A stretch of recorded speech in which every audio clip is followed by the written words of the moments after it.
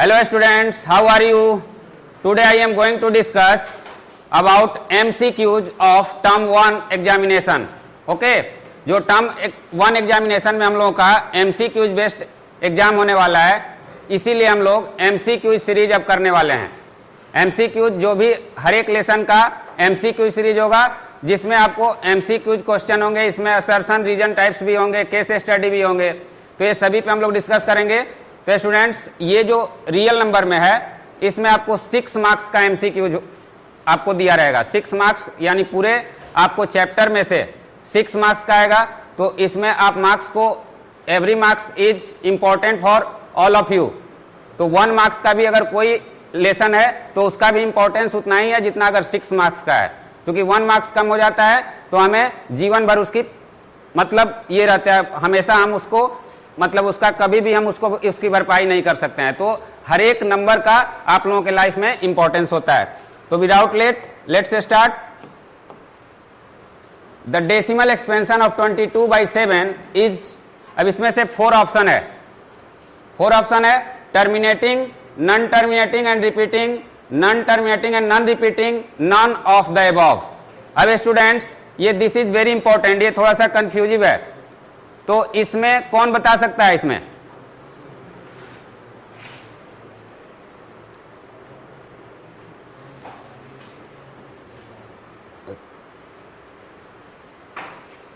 Okay non terminating and non repeating, this is okay. Non terminating and non repeating, this is wrong. Okay, because ये 22/7 है. पाई का value यहां नहीं discuss हो रहा है, यही तो कंफ्यूजन होता है. पाई का वैल्यू ये नहीं है, ये 22/7 है. ओनली क्या है? ये रेशनल नंबर है. तो rational number non terminating and non repeating होता है? नहीं होता है. तो ये non terminating and non repeating नहीं होगा, वो तो इरेशनल हो गया ना. तो यहां पे ये होगा आपको, क्योंकि ये टर्मिनेट तो होता नहीं है. तो स्टूडेंट्स, ये ध्यान देना है. कंफ्यूजन हुआ ना, तो यही कंफ्यूजन होता है. आप सोचते कुछ और हो और होता कुछ और है. क्लियर है? तो यहां पे आपका सही जो ऑप्शन होगा ये होगा.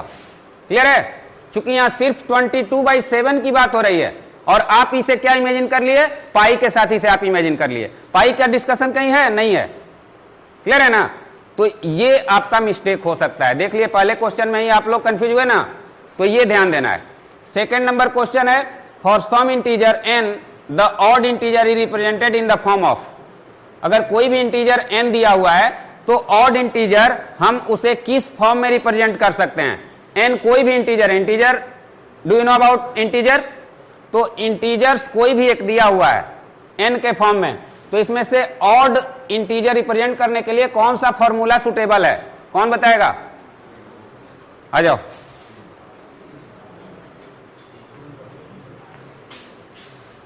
हाउ एक्सप्लेन कर सकते हो? करो सर. यहाँ पे इधर इधर का. हाँ, n कोई नंबर है, उसमें 2 से मल्टीप्लाई करेंगे तो वो इवन होगा. इवन होगा. और एक 1 जोड़ेंगे 1 उसमें ऐड करेंगे तो किसी भी नंबर में, वेरी गुड, किसी भी नंबर में अगर हम 2 से मल्टीप्लाई करते हैं तो वो हमेशा क्या हो जाता है? इवन हो जाता है. और इवन कोई भी नंबर हो, उसमें अगर 1 से हम ऐड कर दिए, 1 ऐड कर दिए, तो वैल्यू क्या होगा? आपका ऑड हो जाएगा. तो ये आपको नहीं हो सकता है. ये बाकी सबको भी चेक करना है. आप आता है अच्छी बात है, लेकिन एक बार सब पे नजर आपको रखना है कि कहीं कुछ दूसरा तो नहीं कर रहा है. तो एमसीक्यू में ये आपको बहुत ही केयरफुली ये ध्यान देना होगा. ऑप्शन देख के भी कई क्वेश्चन का आंसर होता है. आप जानते कुछ और हो और होता कुछ और है. तो इस पे भी एक बार ध्यान देना है. ठीक है? आपका आंसर सही है, इसमें नो डाउट. तो ये सही है, वेरी गुड. इसमें किसी को कोई doubt? Now the next question. HCF of 26 and 91, this is very easy. HCF तो आप लोग फाइंड कर सकते हो, यानी इसका जो कॉमन हाईएस्ट फैक्टर होता है वही निकालना है. तो इसको आप सबसे पहले या तो प्राइम फैक्टर करके निकाल लोगे या इसका डिवीजन मेथड से निकाल लोगे. जो ये होता है यूक्लिड्स होता है. यूक्लिड्स देखो, अब यूक्लिड्स इसमें बोला गया है कि इसमें डिलीट कर दिया गया, लेकिन यूक्लिड्स का काफी इंपॉर्टेंट है. इसे हम लोगों को पढ़ना ही है, क्योंकि इससे रिलेटेड हमको क्वेश्चन आ सकता है. क्लियर है ना? तो इस पे ध्यान देना है. HCF ऑफ 26 एंड 91 कौन सा होगा? आओ, कौन सा होगा? कैसे बताओ?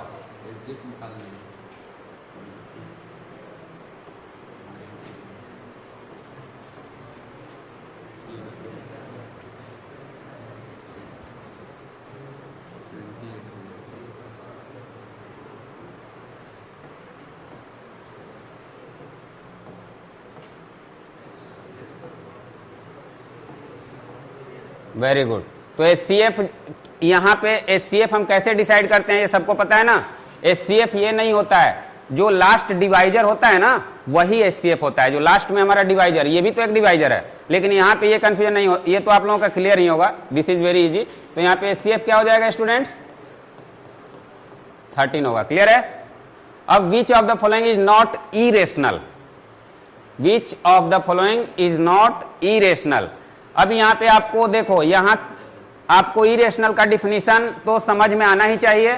आपको इसमें चारों ऑप्शन देखना है, चारों ऑप्शन को देख के इसमें डिसीजन करना है ना। इरेशनल का तो डिफिनीशन आपको समझना ही पड़ेगा। तो इरेशनल, ये आपको इरेशनल है कि नहीं है? ये इरेशनल है क्योंकि ये sum of a rational and an irrational है। ये क्या है? ये डिफरेंस है। यहां पे ये क्या है? मल्टीपल। तो ये तीनों तो दिख रहा है, तो अब इसी में कुछ हो सकता है। तो ये कैसे होगा? कोई बता सकता है इसे कैसे होगा? आ जाओ जी, तुम आओ, कैसे होगा इसको बताओ। This is very easy. यहाँ पे सपोज इसको कीजिए ए और बी मानते हैं। हाँ जी, तो ये ए करो, यहाँ पे करो, मानो मत करो, डोंट पैनिक, आराम से करो, एक्चुअली यहाँ पे करो 3 + 7 ×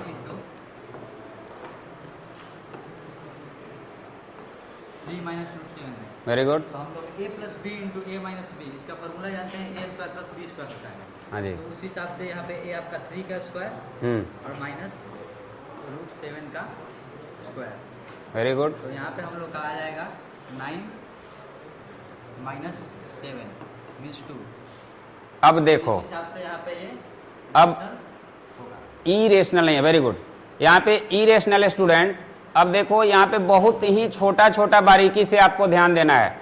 ये तो चलो सही है, आपको यहाँ नॉट और इरेशनल दोनों ध्यान देना होगा। ये आप हड़बड़ी दिखाओगे, सिर्फ इरेशनल पूछता तो यहाँ पे 3 ऑप्शन थे, तो इस तरह का तो ऑप्शन नॉट है तो एक ही ऑप्शन होगा। इसमें आपको कुछ ऐसे ऑप्शन होंगे जो एबव ऑल दे देगा, बोथ दे देगा, कुछ ऐसा ऑप्शन होगा। तो ये सभी चीजों पे ध्यान देना है, क्लियर है ना। तो यहाँ पे आपका ये कैसे, और बाकी ये सब क्यों नहीं होंगे ये भी जानना होगा कि ये क्यों नहीं होंगे, तब ना ये फाइनली आप करोगे, ठीक है ना। तो सम, डिफरेंस और मल्टीप्लीकेशन, रेशनल और इरेशनल का क्या होता है? इरेशनल होता है, लेकिन रेशनल और इरेशनल का ऑलवेज इरेशनल होता है।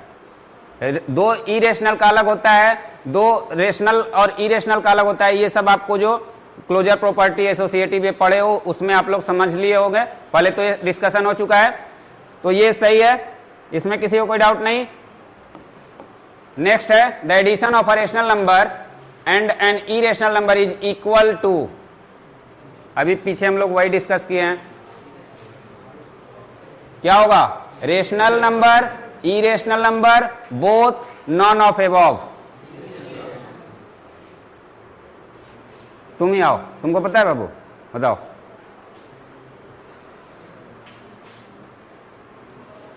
कैसे बता सकते हो? अभी बताया गया, ये हम लोग जानते हैं कि the addition of a rational number, अगर एक रेशनल है, ओके, एक रेशनल है और एक इरेशनल है, तो उसका सम हमेशा क्या होगा? इरेशनल होगा। रेशनल और इरेशनल है तो ये याद रखना, डिफरेंसेज भी होगा। इससे पहले वही मैं बता रहा था जो अभी आपको सामने क्वेश्चन आ गया, तो इसमें कंफ्यूज नहीं होना है, क्लियर है। The multiplication of 2 irrational number, the multiplication of 2 irrational number. आ जाओ, तुमको पता है बाबू, आ जाओ।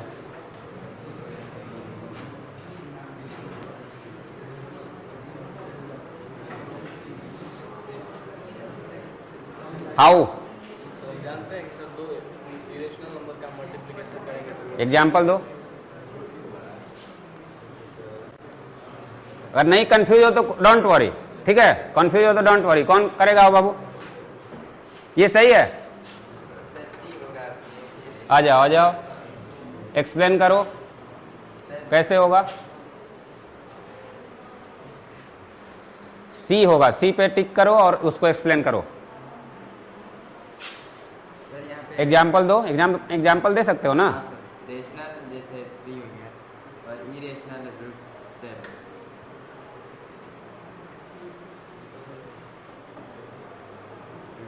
तो इसका मल्टीप्लीकेशन क्या होगा? इसका 3 रूट 7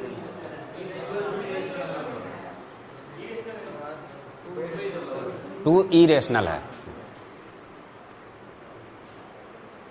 हड़बड़ाओ मत बाबू, आराम से करो, कोई दिक्कत नहीं है, आप ही लोगों का के लिए ये सेशन है। वहाँ हाँ ठीक है, वेरी गुड। ये 21 क्या है? इरेशनल है। अब रेशनल कैसे होगा ये बताओ। रेशनल कैसे होगा? जैसे root 3 into root 3। Okay,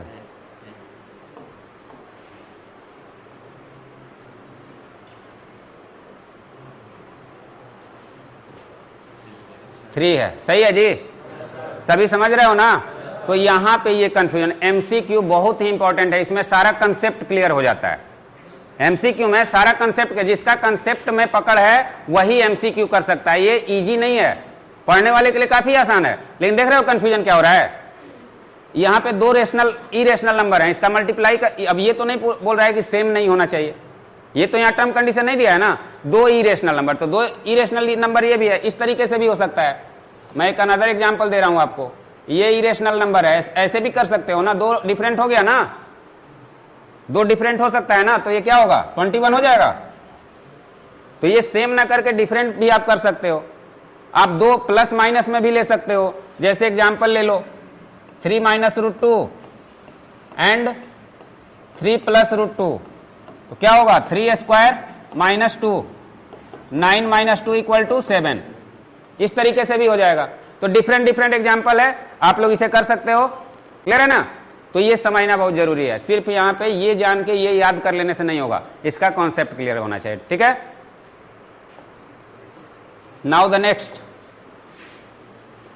if set A equal to 1 2 3 4 5 is given then it represents. अब यहां पे आपको एक सेट दिया हुआ है जिसमें कुछ नंबर्स दिए हुए हैं, और ये इसमें कौन सा रिप्रेजेंट कर रहा है। यहां पे 4 ऑप्शन है, whole numbers, rational numbers, natural number, complex number. अब आप यहां पे डिसाइड करो मेन ये कौन सा है, क्या है।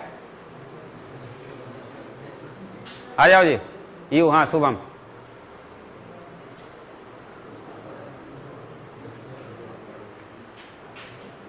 हाउ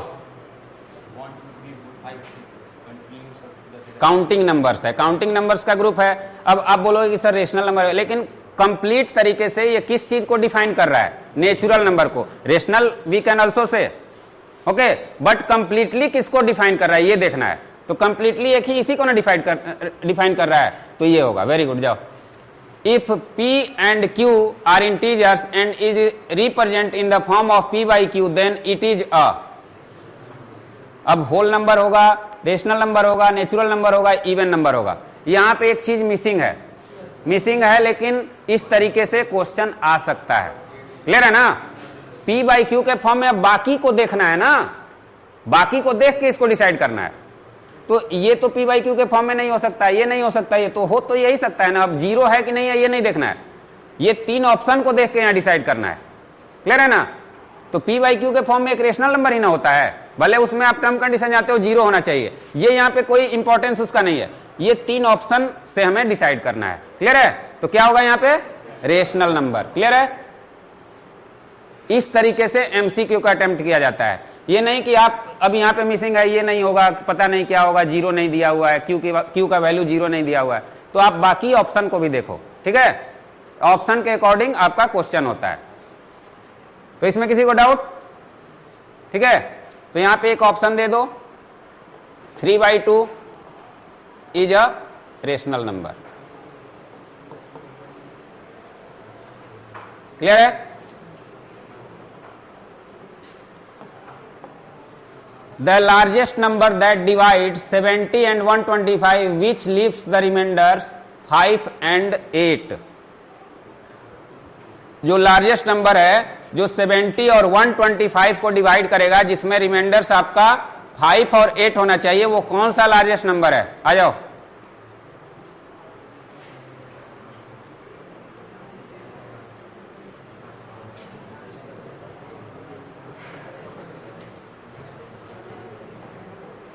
से डिवाइड कर 70 डिवाइड करो 5 रिमाइंडर्स हो जाएगा। हम पहले क्या करेंगे, इसका 5 माइनस कर देंगे। 70 कंप्लीटली डिविजिबल हो जाए हम लोग के लिए। एंड 65 तो 125 को डिवाइड कर रहा है तो 8 रिमाइंडर दे रहा है, इसको भी कर ले कंप्लीटली डिविजिबल के लिए। हाँ जी, हाँ जी, करो, उसके बाद एक्सप्लेन कर देना।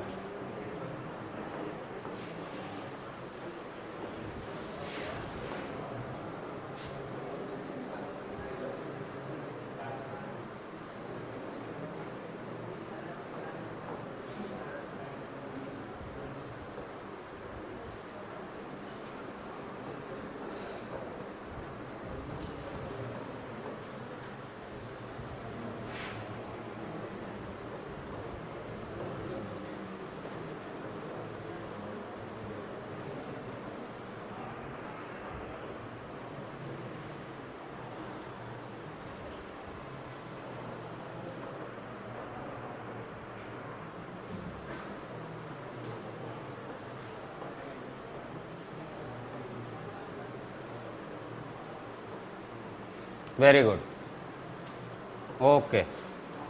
तो समझ में आ गया सभी को? You can go. यहां पे सबसे पहला, जब भी यहां पे ध्यान देना है स्टूडेंट्स कि लार्जेस्ट नंबर कभी भी दिया हो तो आपको क्या करना है? एचसीएफ फाइंड करना है, ये इसका जानने का तरीका है। और रिमाइंडर दिया हो, यानी कि ये डिवाइड विद रिमाइंडर, रिमाइंडर का मतलब क्या होता है कि वो बच जाए, रिमाइंडर इतना आ जाए। तो रिमाइंडर कब आता है? जब वो कंप्लीटली डिविजिबल नहीं होता है। तो उसमें आपको क्या होगा? उसमें आपको वो सब्ट्रैक्ट करके, और जो नंबर आएगा वो आपका, जो सब्ट्रैक्ट करने के बाद यहाँ पे क्या मिला? 65 और 117। तो इसका जो एचसीएफ होगा उसी से हम इसको डिवाइड करेंगे तो यहाँ पे क्या होगा? 5 होगा। इसको डिवाइड करेंगे तो क्या होगा? 8 बचेगा, क्योंकि ऑलरेडी हम उसको सब्ट्रैक्ट कर लिए हैं। तो तब ये क्या हो रहा है? कंप्लीटली डिविजिबल हो रहा है। तो ऑलरेडी सब्ट्रैक्ट करने के बाद ये डिविजिबल हो रहा है, तो इट मींस ये 5 और 8 दोनों में क्या होगा? बारी बारी से क्या होगा? यहाँ पे रिमाइंडर होगा। तो ये तरीका है इसको करने का। ये आप लोगों को देख लो, यहाँ पे मतलब लॉन्ग टाइप क्वेश्चन भी आ जाता है, शॉर्ट टाइप भी क्वेश्चन आता है, एमसीक्यू में सभी तरह के क्वेश्चन आते हैं। तो मेन आपका कॉन्सेप्ट सही होना चाहिए। यहाँ पे the list number that is divisible by all the numbers from 1 to 5 is. आ जाओ सोनू, बता दो कौन सा होगा। वेरी गुड, क्या किए इसको? पहले किए क्या बता दो।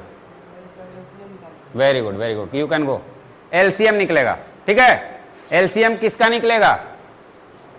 1 to 5। तो 1 to 5 में आपका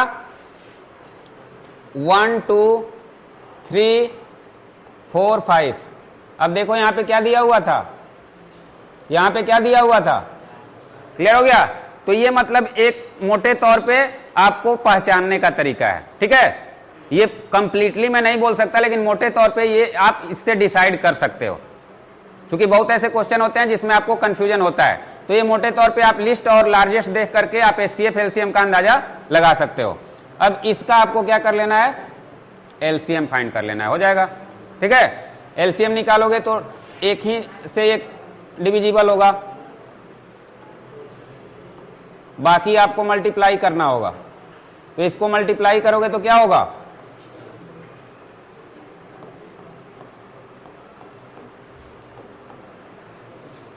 60 आ जाएगा कि ना? तो यही आंसर हो जाएगा। तो this is very important, okay, this is very important. किसी को कोई doubt? Now the next question, the sum of differences of two rational irrational number is always. The sum और डिफरेंसेज ऑफ यहां पे डबल हो गया, डोंट वरी, उसको student यहां पे ये डबल हो गया, क्लियर है। Of two irrational number is always. दो इरेशनल नंबर का जो सम और डिफरेंसेज ऑलवेज क्या होता है? बोलो। सम, यहां पे ध्यान दो, कौन बता सकता है क्या होगा? बताओ। आओ।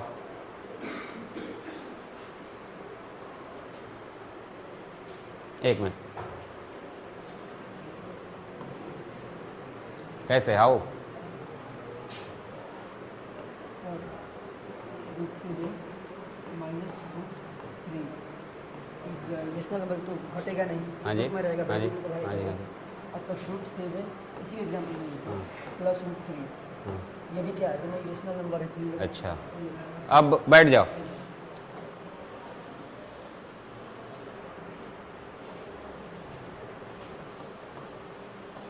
ये एक कौन सा नंबर है? ये कौन सा नंबर है?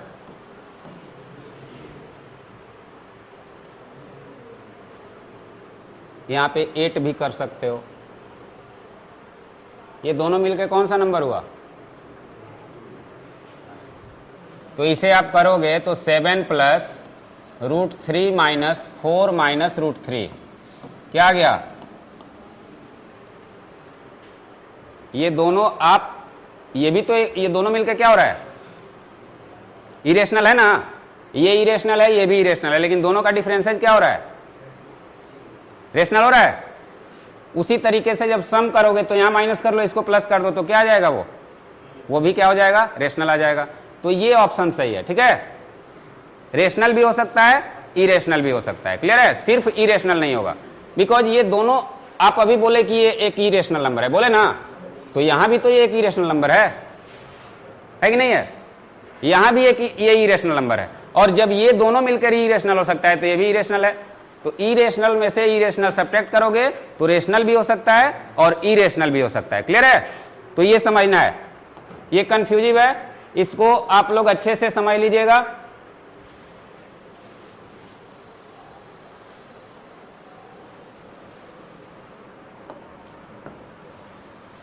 यहां पे ये होगा because of 3 plus root 7 is an irrational, clear है। 3 minus root 7 is a rational, sorry irrational.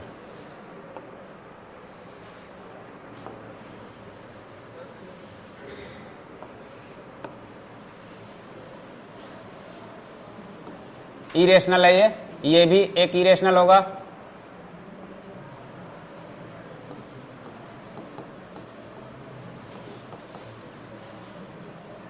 अब यहां पे 3 प्लस रूट 7 कर लिए और प्लस 3 माइनस रूट 7 कर लिए, बिकॉज ये दोनों सेपरेटली क्या है, ये दोनों इरेशनल है। तो इसको जब करोगे तो क्या होगा? ये इस तरीके से होगा, 3 plus root 7 plus 3 minus root 7, ये आपको 6 हो गया। तो ये क्या है? रेशनल है, क्लियर है। उसी तरीके से सिमिलरली आप इसको क्या करोगे? यहां पे माइनस करोगे, यहां पे माइनस करोगे और ये माइनस करोगे। 3 माइनस रूट 7, ये प्लस हमने किया था, अब यहां पे क्या करोगे? 3 माइनस रूट 7, क्लियर है। तो यहां पे क्या होगा? 3 minus root 7 minus 3 plus root 7, तो ये 0 हो गया। 0 क्या है? रेशनल है कि इरेशनल है? रेशनल है, तो यहां भी ये हो सकता है, क्लियर है। यहां ये रेशनल होगा, तो ये 2 कंडीशन है, इसमें से आपको ये भी सही है, ये भी सही है, ये भी सही है और ये भी सही है, तो दोनों जिसमें होगा वही सही होगा, ठीक है। इरेशनल आपको लगता होगा सही है, लेकिन यहां पे दोनों कंडीशन सही है, ठीक है। Next one, the decimal expansion of the rational number. यहां पे स्टूडेंट्स थोड़ा सा मिस्टेक हुआ है,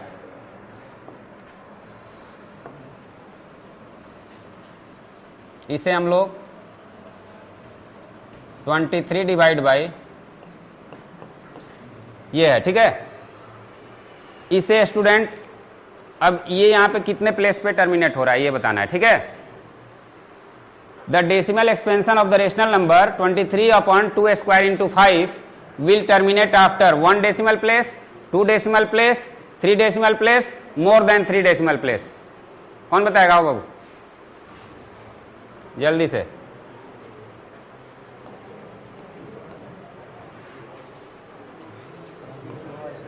हाथ उसमें टच मत करना बाबू। Okay,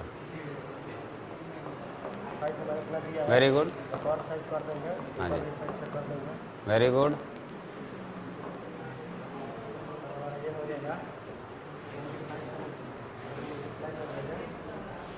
one 115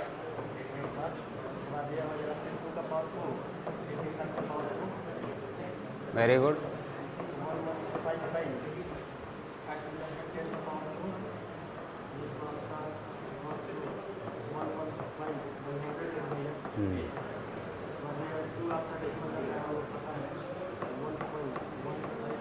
very good, very good. कौन सा होगा? 2 decimal place. Okay, very good, you can.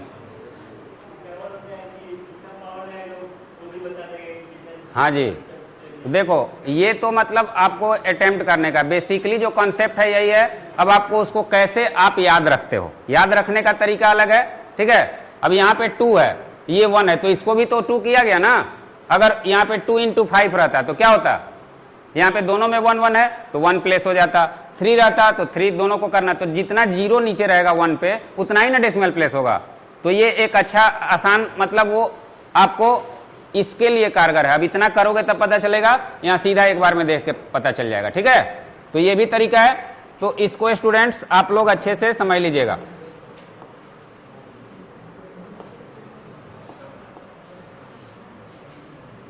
Clear है? ये सब छोटी छोटी चीजें आप लोगों को ध्यान देना होगा, अदरवाइज गड़बड़ हो जाएगा, ठीक है। अब स्टूडेंट्स नेक्स्ट है यूक्लिड्स डिवीजन लेमा। ये आप लोग बोल रहे हो कि ये क्वेश्चन नहीं आएगा, लेकिन Euclid's division lemma states that for 2 positive integers a and b there exist unique integers p and r such that a equal to B Q plus R. अब यहाँ पे हमको where r must satisfy, r किसको satisfy कर रहा है? यहाँ पे 4 ऑप्शन गिवन है। 4 ऑप्शन में आप ये बेसिक आपको यूक्लिड्स फॉर्मूला है, बेसिक फॉर्मूला है, उसी को यहाँ एमसीक्यू में लिया गया है। तो अब यहाँ पे किसी भी नंबर को आप जब डिवाइड करोगे, ध्यान देना, दिस इज वेरी इंपॉर्टेंट। किसी भी नंबर को आप 3 है यहाँ पे, 3 से आपने यहाँ पे सपोज करो 5 को डिवाइड किया, क्लियर है। 3 यहाँ पे क्या हुआ आपका? देखो A B there exist unique integer Q and R. तो 3 से 5 को डिवाइड किया तो 1 टाइम में ये हुआ, यहां पे 3 हुआ, इसको सब्ट्रैक्ट करोगे कितना होगा? 2। अब यहां पे कह रहा है कि अगर किसी भी नंबर को हम किसी नंबर से डिवाइड करें तो r क्या क्या हो सकता है, r की वैल्यू क्या क्या हो सकती है। अब यहां पे b क्या है? b ये है, b इक्वल टू ये है, r इक्वल टू ये है, क्लियर है। तो b के जगह पे हमारा क्या है? b से हमेशा क्या होगा? वो लेस होगा। जब भी यहां पे हम 3 क्या है? 3 से हमेशा जो भी, अगर ये 3 आएगा तो फिर तो 1 टाइम ये डिवाइड हो जाएगा ना। तो 3 से हमेशा, यानी जिससे हम डिवाइड करते हैं उससे छोटा हमेशा स्मॉलेस्ट नंबर इसमें यहां पे रिमाइंडर के फॉर्म में होना चाहिए। अगर हमने 5 से डिवाइड किया तो रिमाइंडर के फॉर्म में क्या क्या होगा? 0 1 2 3 4। अगर 3 से डिवाइड किया 0 1 2। अगर हमने 10 से डिवाइड किया तो 0 से लेके 9 तक कुछ भी रिमाइंडर हो सकता है, लेकिन क्या होगा?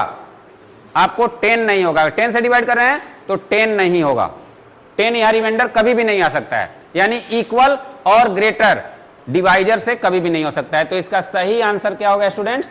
ये होगा, क्लियर है। यानी यहां 0 भी आ सकता है। अगर सपोज करो यहां पे देखो, मैं बता रहा हूं, सब एक एक करके बता रहा हूं। यहां पे 1 आ गया, यहां पे 2 आ गया। अब एक और ऑप्शन है यहां पे, अगर 3 मैंने यहां कर लिया तो क्या आएगा? अब 3 से डिवाइड करेंगे तो इससे ज्यादा कुछ आ सकता है क्या? इससे ज्यादा यहां पे कुछ भी नहीं आ सकता। अगर 6 रहता तो 2 टाइम में 0 आ जाता, 7 रहता तो 1 आ जाता, 8 रहता तो क्या होता? 2 होता, 9 होता तो फिर क्या होता? 0 हो जाता। तो ये 3 के अलावा r आपका कुछ भी नहीं आ सकता है, तो ये सेटिस्फाई होगा। 0 किसके बराबर होगा? या तो r से छोटा होगा या r के बराबर होगा। ठीक है, r से छोटा होगा या r के बराबर होगा क्या, 0। तो ये जो रिमाइंडर है वो हमेशा 0 के बराबर होगा या r से छोटा होगा। ठीक है, तो यहां पे ध्यान देना। और b से क्या होगा, b से भी छोटा होगा। r किसके बराबर होगा, या तो 0 के बराबर होगा या 0 से बड़ा होगा, और यहां b से छोटा होगा। तो यहां देखो 3 के ये क्या है, 3 से छोटा है, और r से क्या है, ये बड़ा है। r से यहां पे बड़ा हो रहा है ना, r से बड़ा है, यहां भी r से क्या है, r से ये क्या है, b। तो r यहां पे 3 है, b से ये छोटा हो गया। यहां पे समझ लो तुम लोग, r के जगह पे 0, 1 एंड 2, 3 मिल रहा है। अब यहां पे समझो 0 इज, यही दिया हुआ है ना। अब यहां पे देखो 0 इक्वल है 1, क्या है 1 क्या है, यहां पे ध्यान देना, तो b से छोटा है। फिर 2 क्या है, तो b से छोटा है। तो 0 के बराबर हो सकता है या b से छोटा हो सकता है, यही होना है। ठीक है, ये 3 कंडीशन यहां पे बहुत इंपॉर्टेंट है। कभी भी किसी नंबर को आप डिवाइड करोगे तो डिवाइजर हमेशा डिवाइड करेगा, तो रिमाइंडर क्या होगा, डिवाइजर से लेस होगा, ये ध्यान रखना है। अब लेस होगा तो 0 तक जा सकता है, बस यही है। नेक्स्ट क्या है बाबू, for some integer m every even integer is of the form. कोई भी है तो यहां पे m है, तो वो किस फॉर्म में होगा, आ जाओ जी।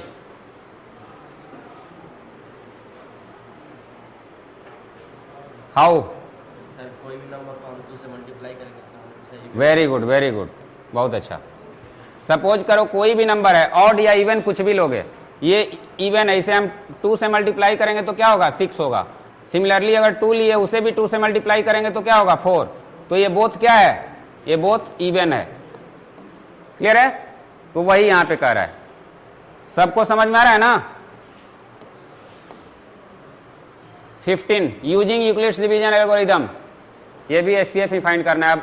अब यहां पे आपको कह रहा है कि वो यूज करना है, लेकिन यहां तो एमसीक्यू में तो कोई चेक होगा कि नहीं कि आप कौन सा, आपको आंसर से ये है। ठीक है, लेकिन यहां पे आपको कंफ्यूज करने के लिए कि आपका टाइम वेस्ट हो। अब आप बोलो कि वहां कह रहा है यूक्लिड से करना है, आपको एचसीएफ से मतलब है, तो ये आपको कंफ्यूज करने के लिए कि यूक्लिड से नहीं उसका सॉल्यूशन होगा, नहीं होगा। यूक्लिड के अलावा आप डिवीजन तो वही है, प्राइम फैक्टर से भी कर सकते हो। तो ये आप पे डिसीजन आपको लेना है कि ये कैसे होगा, हो जाएगा ना। इसका आपको क्या करना है, एचसीएफ फाइंड करना है। तो एचसीएफ फाइंड यहां पे कोई नेसेसरी नहीं है, क्योंकि ये रफ वर्क होता है। तो रफ वर्क में आप कौन सा मेथड लगा रहे हो, अगर आपका ऑप्शन सही है तो सही है। क्लियर है ना, तो इसमें कौन सा होगा,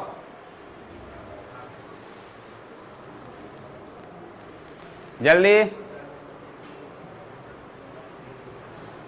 ये सब टाइम टेकिंग क्वेश्चन है, क्लियर है, इस तरीके का आता है। 33 होगा, ठीक है। 33 ग्रेटेस्ट नंबर है, बाकी सबसे बड़ा भी है, और उससे जब डिवाइड हो जा रहा है तो बाकी को ट्राई करने की जरूरत नहीं है। इसमें सबसे अच्छा है कि सबसे बड़े वाले से सबसे पहले कर लो, तो बाकी करने की जरूरत ही नहीं पड़ेगी। ये एक आसान तरीका समझ लो। जब भी इस तरह का, तो ग्रेटेस्ट नंबर इसमें सबसे बड़ा कौन है, उसी से करते चलो। उसके अगर इससे नहीं होता है तो फिर ये करना, इससे नहीं होगा लास्ट में छोटा होगा उसको डिसाइड करना। ये तरीका है, ठीक है। ये नहीं कि यहां से शुरू करना, तो फिर आपका पूरा लंबा हो जाएगा। सबसे बड़े वाले से शुरू करना, उसके बाद हो जाएगा। मे भी हो सकता है उसमें छोटा वाला ही हो, लेकिन यहां पे ये एडवांटेज रहता है। क्लियर है ना। ये वाला क्वेश्चन है, आ जाओ फटाफट आ जाओ। This is last question. हाँ जी,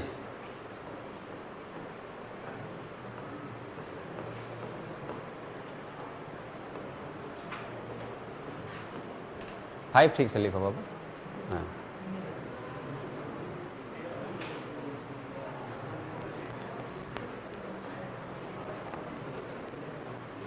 थर्टीन हाँ ओके। एचसीएफ यहाँ पे लिख दो 13 फटाक से। हाँ, उसके बाद आराम से जितना इजीली करोगे उतना इजीली आप लिख सकते हो। This is not a notebook. हाँ जी,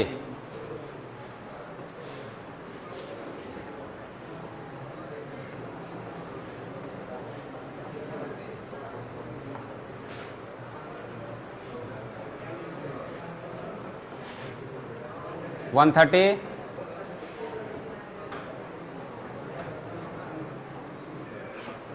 okay 2, this is your option, देख लो हो गया। हाँ जी, तो सभी को समझ में आ गया। ये जो भी HCF होगा उससे इसको कंपेयर कर लेना है, m का वैल्यू निकल जाएगा, एक आइडेंटिटी हमें क्रिएट कर लेना है, HCF से इसको इक्वल कर लेना है, HCF निकाल के उसके बाद m का वैल्यू ऑटोमेटिक आ जाएगा, बिकॉज ये वैल्यू जो होता है वो किस फॉर्म में होता है, HCF के फॉर्म में होता है। क्लियर है? तो ये HCF के बराबर होगा। तो स्टूडेंट्स अब इसमें जो रिमेनिंग क्वेश्चंस हैं उसको आप लोग अपने से अटेम्प्ट कीजिएगा, वो असाइनमेंट में आप लोगों का होगा, उसको आप लोगों को करके आना है। क्लियर है? So that's all students for today, have a nice day, thank you.